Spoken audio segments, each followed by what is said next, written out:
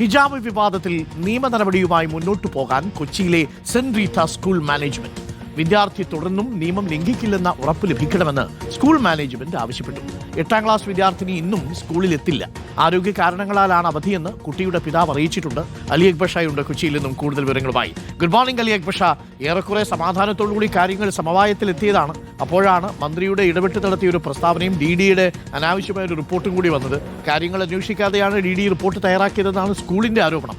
എന്തായാലും ഈ വിഷയത്തിൽ കുട്ടിക്ക് ഇപ്പോൾ 2ാമത്തെ ദിവസമാണ് സ്കൂളിലെത്താൻ പറ്റാത്ത സാഹചര്യമുള്ളത്. ആരോഗ്യ പ്രശ്നങ്ങളാണ് എന്ന് പറയുന്നുണ്ടെങ്കിലും ഈ പ്രശ്നമാണ് കാരണമെന്നാണ് നമ്മൾ അറിയുന്നത്. എന്താണ് രക്ഷിതാവ് പറയുന്നത് അലി അക്ബർ ഷാ? എന്താണ് സ്കൂളിന്റെ നീക്കം? നിയമ നടപടിയുമായി മുന്നോട്ട് തന്നെ. Good morning. Arunkumar, very good morning. ഈ പറഞ്ഞതുപോലെ ഒരു വിധത്തിൽ സമവായത്തിലേക്ക് എത്തിയ ഒരു വിഷയത്തെ വീണ്ടും പലവിധ പ്രസ്താവനകൾ കൊണ്ട് വഷളാക്കിയെന്ന് തന്നെ പറയേണ്ടി വരും ഈ കൊച്ചി പള്ളുരുത്തിയിലെ ഹിജാബ് വിവാദവുമായി ബന്ധപ്പെട്ട്. കാരണം കഴിഞ്ഞ ദിവസമാണ് ഹൈബീഡൻ MPയും അതുപോലെ DCC പ്രസിഡന്റ് മുഹമ്മദ് ഷിയാസ് ഉൾപ്പെടെയുള്ള ആളുകൾ സ്കൂളിലെത്തി സ്കൂൾ മാനേജ്മെന്റുമായും അതുപോലെ വിദ്യാർത്ഥിയുടെ രക്ഷിതാവുമായും ഒരു ചർച്ച നടത്തിയ ഒരു സമവായത്തിലേക്ക് കാര്യങ്ങൾ എത്തിയത്. അതിനിടയിലാണ് എറണാകുളം വിദ്യാഭ്യാസ ഡെപ്യൂട്ടി ഡയറക്ടറുടെ ഒരു റിപ്പോർട്ട് പോകുന്നത്. സ്കൂളിന് ഗുരുതര വീഴ്ച സംഭവിച്ചുവെന്ന് റിപ്പോർട്ടിന്റെ അടിസ്ഥാനത്തിൽ മന്ത്രി അവിടെയും ഇവിടെയും നോക്കാതെ ഒരു പ്രസ്താവന നടത്തി ഈ സ്കൂൾ വിശദീകരണം നൽകണമെന്ന്.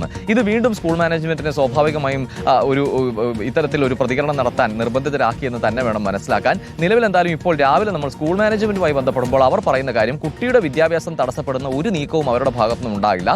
പക്ഷേ ഇനി കുട്ടി സ്കൂളിലേക്ക് വരുമ്പോൾ നിർബന്ധമായും ഒരു തരത്തിലുമുള്ള നിയമലംഘനം ഇനി അവരുടെ ഭാഗത്തുനിന്നും ഉണ്ടാകില്ല എന്ന കൃത്യമായ ഉറപ്പ് സ്കൂൾ മാനേജ്മെന്റിന് ലഭിക്കേണ്ടതുണ്ട്.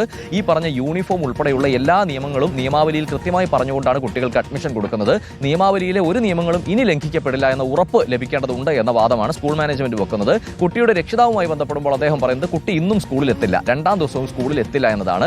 രക്ഷിതാവ് പറയുന്നത് കുട്ടിക്ക് ആരോഗ്യ പ്രശ്നങ്ങളുണ്ട്, അതുകൊണ്ട് 3 ദിവസത്തെ അവധി ആവശ്യമുണ്ട്, അതിനുശേഷം മാത്രമേ സ്കൂളിലേക്ക് പോകുന്ന കാര്യത്തിൽ തീരുമാനമാവുകയുള്ളൂ.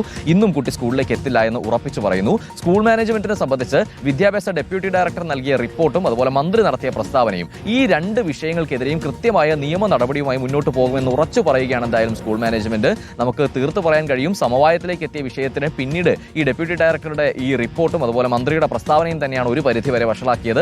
അവിടെയാണ് വീണ്ടും ഇവർക്കെതിരെ അല്ലെങ്കിൽ ഈ മന്ത്രിക്കെതിരെയും ഈ മന്ത്രിയുടെ പ്രസ്താവനയ്ക്കെതിരെയും എല്ലാ മാധ്യമങ്ങൾക്ക് മുന്നിൽ വന്ന് പ്രതികരിക്കേണ്ട സാഹചര്യം സ്കൂൾ മാനേജ്മെന്റിന് ഉണ്ടായത്. സ്കൂൾ മാനേജ്മെന്റ് ഇത്ര മാത്രമേ പറയുന്നുള്ളൂ, കുട്ടിയുടെ പഠനം ഒരു തരത്തിലും തടസ്സപ്പെടുത്തില്ല, ഒരു വിദ്യാർത്ഥിയുടെയും പഠനം തടസ്സപ്പെടരുത് എന്നത് തന്നെയാണ് അവരുടെ തീരുമാനം. പക്ഷേ എല്ലാ വിദ്യാർത്ഥികളെയും എന്ന പോലെ തന്നെ നിയമം അനുസരിച്ച് മാത്രമേ ഈ കുട്ടിക്കും അവിടെ പഠിക്കാൻ സാധിക്കുകയുള്ളൂ.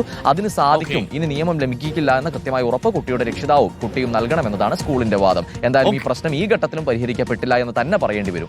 പ്രശ്നം പരിഹരിക്കപ്പെട്ടിട്ടില്ല എന്നുള്ളതാണ് യാഥാർത്ഥ്യം. സ്കൂളിനെ സംബന്ധിച്ച് കുട്ടിയെ അവിടെ എങ്ങനെയാണോ കുട്ടി ജൂണിലും ജൂലൈയിലും ഓഗസ്റ്റിലും വന്നത് അതേപോലെ വരുന്നതിന് തടസ്സമില്ല.